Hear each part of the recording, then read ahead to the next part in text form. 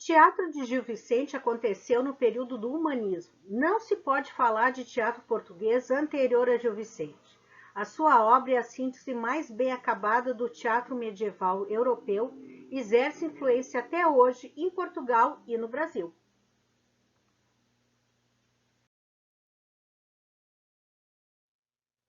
Não se sabe ao certo o período de nascimento e morte de Gil Vicente, porque existem poucos documentos que falam da vida dele. Mas o que se tem é um período que pode ser entre 1465 a 1537. É considerado o primeiro dramaturgo de Portugal e talvez o mais importante de todos. Antes de sua obra, pouco poderia ser dito sobre a existência de uma dramaturgia portuguesa, pois o que havia durante a Idade Média era um teatro feito de pequenas encenações relacionadas a festas religiosas.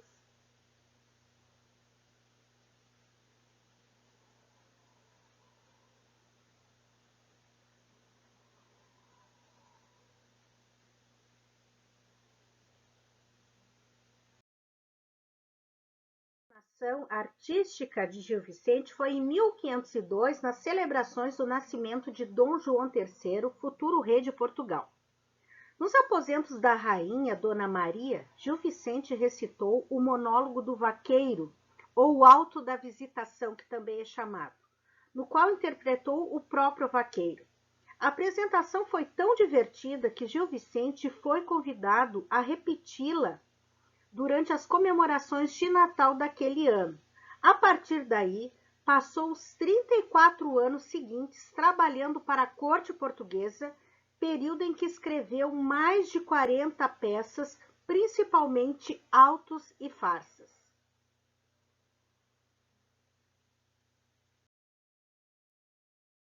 Antes de Gil Vicente, até existia textos de cunho dramatúrgico, mas não representaram a forma necessária para ser tratados como exemplos de um teatro realmente expressivo.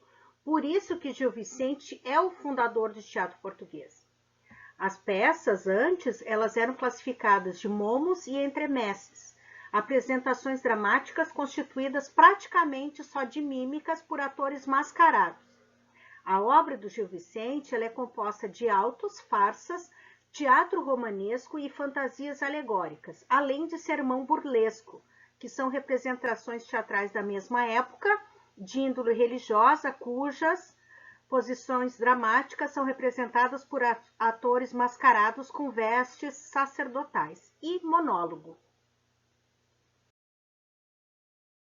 Por causa da influência do Gil Vicente, esse tipo de produção literária que ele fez ficou conhecida, chamada de teatro vicentino. E suas principais características eram retrato dos costumes e tipos da sociedade portuguesa, uma grande crítica social, um caráter universal, antropocentrismo, retrato de personagens caricaturadas e alegóricas. Por isso esse estilo de sátira, né, que tem nas suas produções, retrato psicológico das personagens, presença de humor e comicidade, presença de alegorias e misticismo, caráter moralizante e satírico, temas pastoris, cotidianos, profanos e religiosos.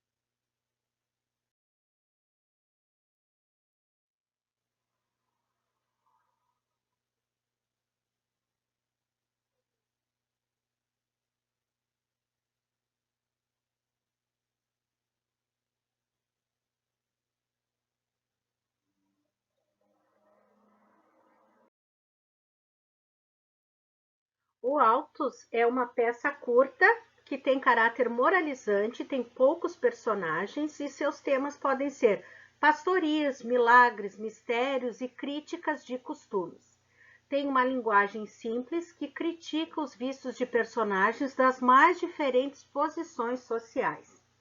Entre os autos destaca-se a trilogia das barcas, que tem a Barca do Inferno, publicada em 1517, a Barca do Purgatório, em 1518, e a Barca da Glória, em 1519. São peças que falam da questão da moralidade e constituem uma alegoria dos vícios humanos.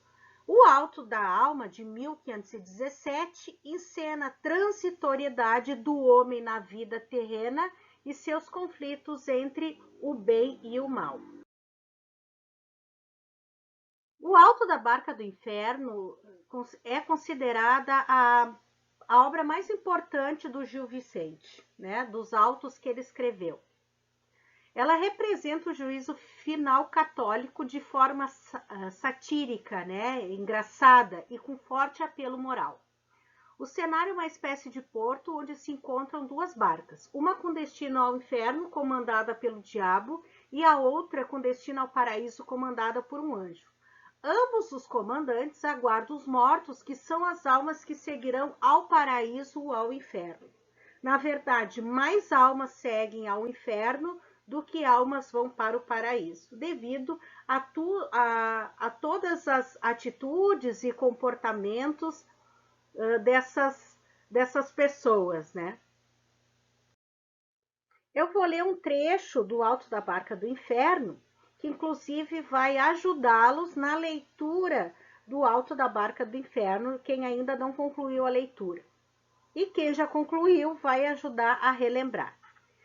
Vou ler um trecho extraído da peça, onde dois barqueiros, o diabo e o anjo, aguardam a chegada das almas que levarão para o inferno ou para o céu. Bom, isso é o que permeia todo o alto, né? Só que na cena que eu vou ler para vocês, é a cena que o barqueiro, que é o diabo, que está conduzindo para o inferno, conversa com o frade.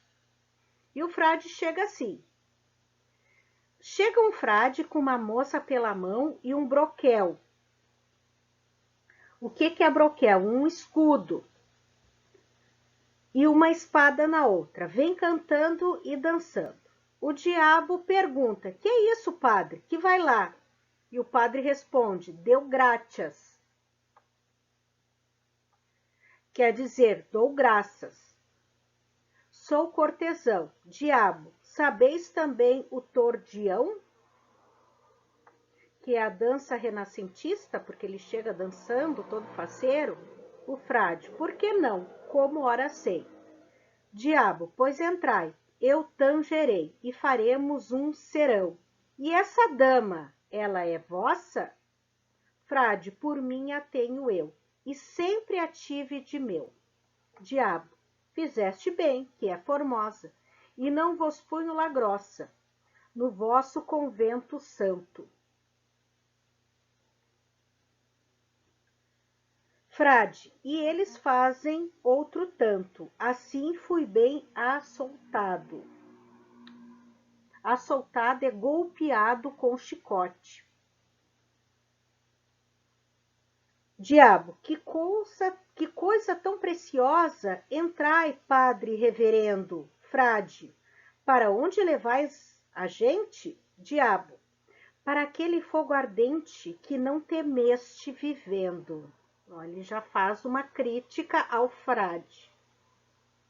Frade: jura a Deus que não te entendo, e este hábito não me vale?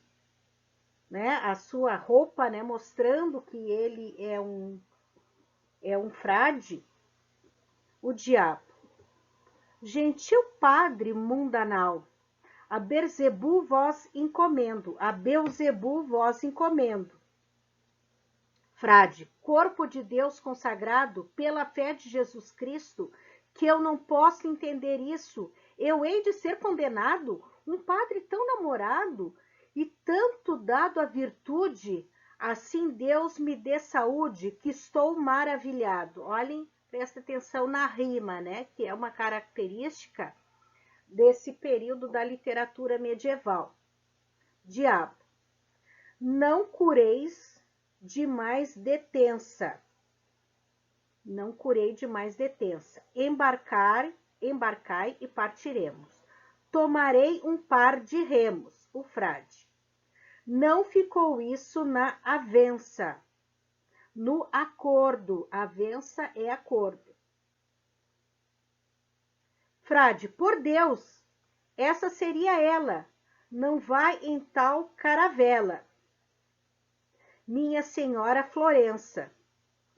Como? Por ser namorado e folgar com uma mulher. Se há um frade de perder com tanto salmo rezado.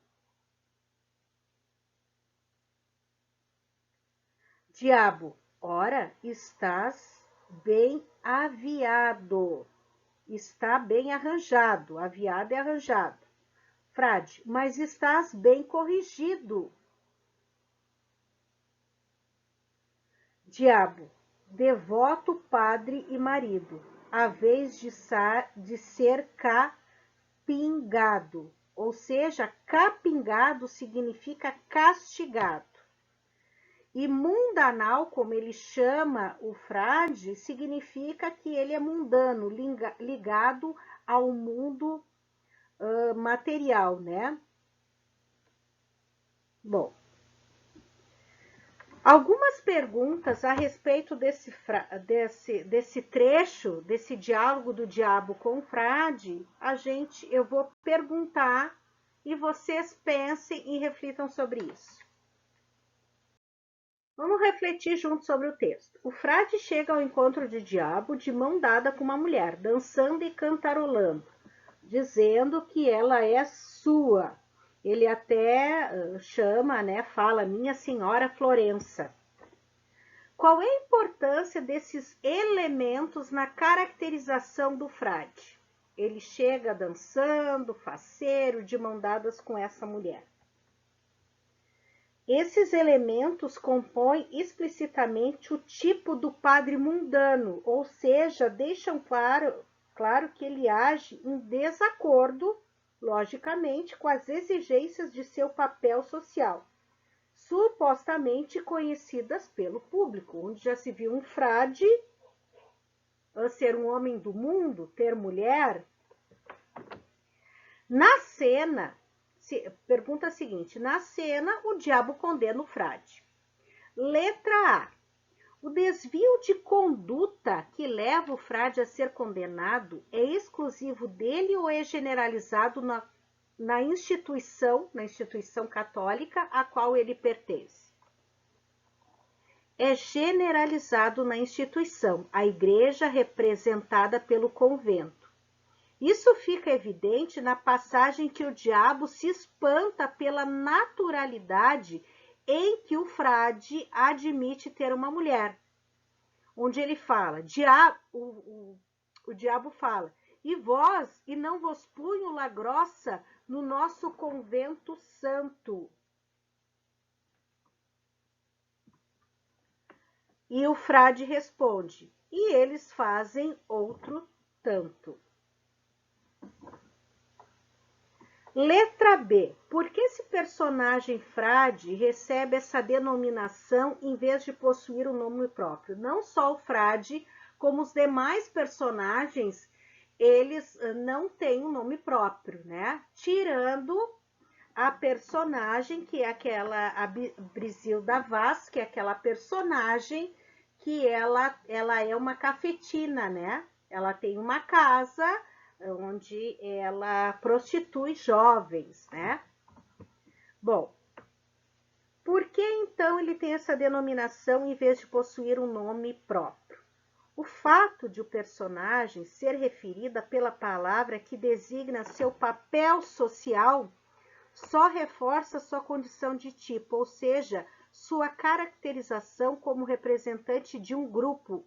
Assim, nomeá-lo apenas como frade, sem um nome mais específico, reduz o caráter individual da personagem. Ou seja, não só isso mostra através dessa sátira, mostra que os frades tinham este comportamento nesse período.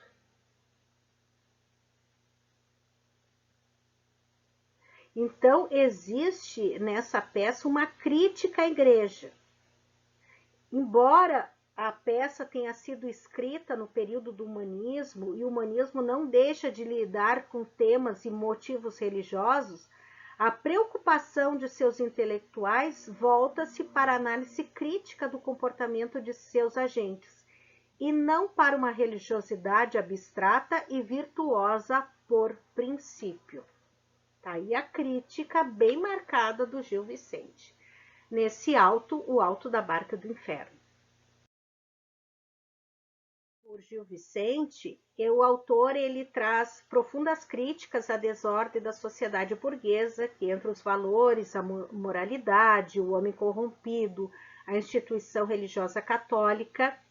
Ele não era propriamente contra a igreja, mas era contra o que faziam dela, ou seja, a venda de indulgências, o falso celibato de padres e freiras. A moral cristã que aparece em sua obra funciona como base para uma sátira mordaz, concentrada principalmente na análise de tipos humanos. Ele mostra o comportamento em uma sociedade corrompida, destituída de valores morais. A moral cristã também é um instrumento para a crítica social que aparece nas farsas. O que são as farsas? Peças de apenas um ato. Mas nela a crítica é mais direta e as situações retiradas do cotidiano são mais risíveis, ou seja, são mais cômicas, mais grotescas.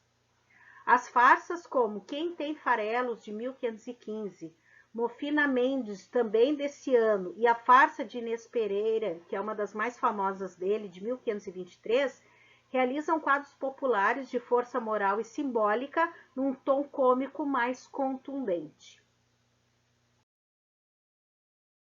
A farsa mais famosa, que é a farsa de Inês Pereira, o enredo é simples: uma jovem sonhadora procura por meio do casamento um homem que saiba tanger viola, fugir à rotina doméstica. Ela despreza a proposta de Pero Marquês, filho de um camponês, rico, homem tolo e ingênuo, e aceita se casar com Brás da Mata, escudeiro, pelintra e pobretão. No entanto, os sonhos da heroína são logo desfeitos, porque o marido revela sua verdadeira personalidade, maltratando-a e explorando. Brás da Mata vai para a África e lá vem a falecer. Inês, ensinada pela dura experiência, toma consciência da realidade e aceita se casar com Pero Marques, seu primeiro pretendente. Depressa também a jovem aceita a corte de um falso ermitão. A farsa termina com o marido, cantado por ela como cuco, gamo e servo, tradicionalmente concebidos como símbolos do homem traído, levando as costas, asno que me carregue, até a gruta em que vive o ermitão, para um encontro nada ingênuo. É um breve resumo sobre essa farsa.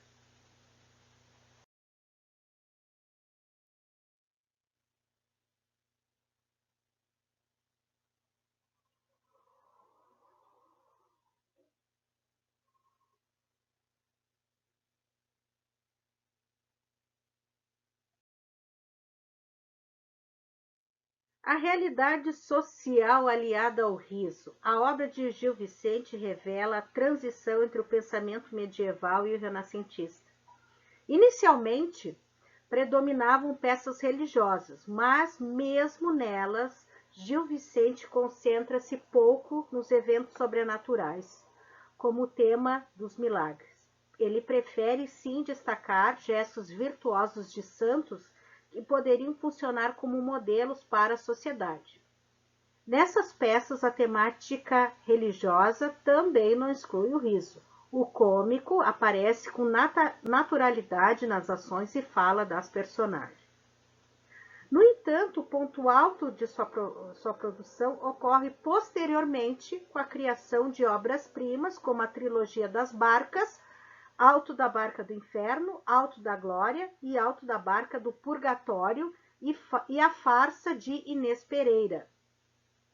São produções focadas na crítica de costumes, em que todas as camadas sociais, do clero à plebe, representadas por tipos sociais específicos, exemplificam o comportamento do ser humano.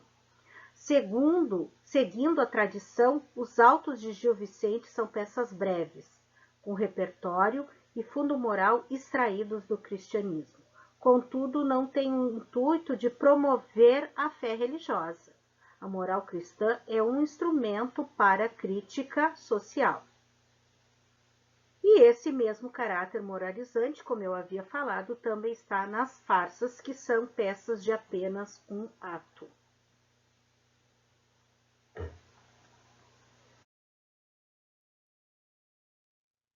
Os tipos sociais na obra de Gil Vicente. Nas peças dele, dificilmente se aprofundam-se na análise psicológica de seus personagens. Ao contrário, a sátira do dramaturgo aponta para os tipos sociais que elas representam. O elenco de tipos é grande. Plebeus de toda a nobreza, além de comerciantes, burocratas, fidalgos, padres, bispos, velhas alcoviteiras, mães de família, criados ignorantes, agiotas, espertalhões e homens ingênuos, todos exibindo a mesma ganância e desonestidade. Há passagens em que as personagens do cotidiano interagem com personagens míticas, tais como o diabo e o anjo entram em O Alto da Barca do Inferno. Apesar dessa presença sobrenatural, as obras não perdem seu foco, que é a crítica dos comportamentos da época.